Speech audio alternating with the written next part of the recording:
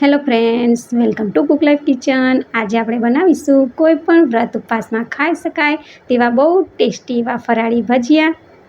તો સૌથી પહેલાં ફરાળી ભજીયા બનાવવા માટે અત્યારે મેં 1 કપ ભરીને સાબુદાણા લીધેલા છે અને તેની સામે 1/4 કપ મોરૈયો લીધેલો છે। તો મોરૈયાને આપણે એક મિક્સર જારમાં ઉમેરી દઈશું અને સાબુદાણાને સારી એવી રીતે કપડાથી આવી રીતે લૂછી અને ચોખ્ખા કરી પછી ઉમેરી અને આને ગ્રાઇન્ડ કરી લઈશું। તો આપણે એવી રીતે ગ્રાઇન્ડ કરવાનું છે કે ભાખરીના લોટ જેવું રહે તેવું આપણે આ સાબુદાણા અને મોરૈયાને ગ્રાઇન્ડ કરીશું।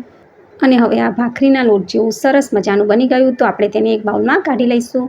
અને અત્યારે મેં 2 નંગ કાચા બટેટા જેને મેં આવી રીતે છીણ કરીને પાણીમાં રાખેલા, તેનું આપણે બધું જ પાણી હાથથી આવી રીતે નિતારી અને પછી આપણે તેને બાઉલમાં ઉમેરી દઈશું।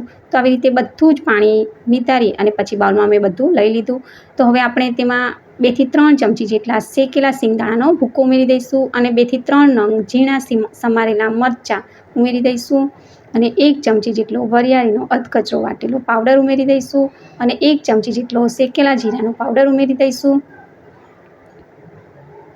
અને અડધી ચમચી જેટલા સફેદ તલ ઉમેરી દઈશું અને હવે તેમાં તીખાશ માટે મરિયા ઉમેરી દઈશું। તો અધકચરા વાટીને ઉમેરવાના તો ટેસ્ટ બહુ સરસ આવશે અને સ્વાદ પ્રમાણે સિંધાલું મીઠું ઉમેરી દઈશું।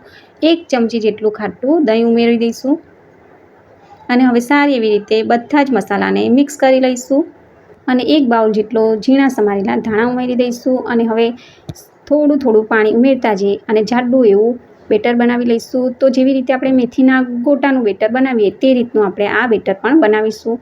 તો હવે સારું એવું બેટર બનીને તૈયાર થઈ ગયેલું છે। તો ઉપરથી આપણે ચપટી જેટલા કુકિંગ સોડા ઉમેરી દઈશું અને 1 ચમચી જેટલું ગરમ એવું તેલ ઉમેરી દઈશું અને હવે સારી એવી રીતે આને મિક્સ કરી અને હવે ટેસ્ટી એવા ભજીયા બનાવી લઈશું। તો તેલને મેં પહેલેથી ગરમ કરવા મૂકી દીધેલું। તો આ સમયે આપણે ગેસની ફ્લેમને એકદમ મીડિયમ કરી દઈશું અને આપણે જેવી રીતે મેથીના ગોટા મૂકીએ તે રીતે આપણે આને મીડિયમ સાઇઝના આવી રીતે હાથથી ભજીયાને બનાવી લઈશું। તો એક વખતમાં જેટલા ભજીયા સમાય તેટલા આપણે મૂકીશું અને ભજીયાને એકદમ છૂટા મૂકવાના છે એટલે એકબીજાને ચોંટી ન જાય।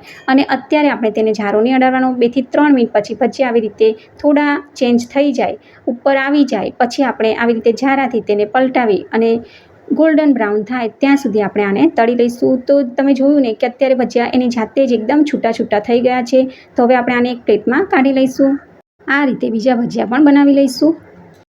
તો ફ્રેન્ડ્સ, કોઈ પણ વ્રત ઉપવાસમાં ખાઈ શકાય તેવા ફરાળી ભજીયા બનીને તૈયાર છે। અત્યારે મેં તેને ફરાળી ગ્રીન ચટણી સાથે સર્વ કરેલા છે અને તમને મારી રેસીપીઓ ગમતી હોય તો વિડીયોને લાઇક કરજો અને વધારેમાં વધારે શેર કરજો અને મારા ચેનલને સબસ્ક્રાઈબ કરવાનું બિલકુલ ના ભૂલતા। Thanks for watching. ફરી મળીશું નવી રેસીપી નવા વિડીયો સાથે, ત્યાં સુધી બાય બાય।